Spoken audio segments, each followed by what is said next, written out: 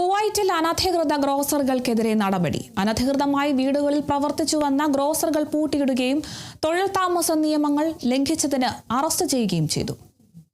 Capital ഗവർണറേറ്റിൽ താമസ കേന്ദ്രങ്ങൾ കേന്ദ്രീകരിച്ച് അനധികൃതമായി പ്രവർത്തിച്ചു വരുന്ന വ്യാജ ഗ്രോസറി ഷോപ്പുകൾക്കെതിരെ സുരക്ഷാ വിഭാഗത്തിന്റെ കടുത്ത നടപടി.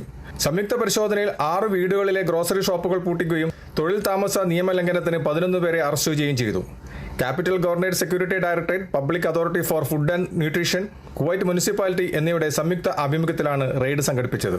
അനധികൃതമായി പ്രവർത്തനം നടത്തിവരുന്ന 6 താമസ വീടുകൾ അടപ്പിച്ചു. നിയമലംഘകരായ 11 ഏഷ്യൻ തൊഴിലാളികളെ അറസ്റ്റിലാക്കി. വീടുകളിലേക്ക് സാധനങ്ങൾ എത്തിക്കാൻ ഉപയോഗിച്ച 2 ബൈക്കുകൾ, മോഷണ കേസിൽ തിരയായിരുന്ന 1 മോട്ടോർ സൈക്കിൾ, മുനിസിപ്പാലിറ്റി നിബന്ധനകൾ ലംഘിച്ച് പ്രവർത്തിച്ച 2 മോട്ടോർ സൈക്കിൾ എന്നിവ പിടിച്ചെടുത്തു.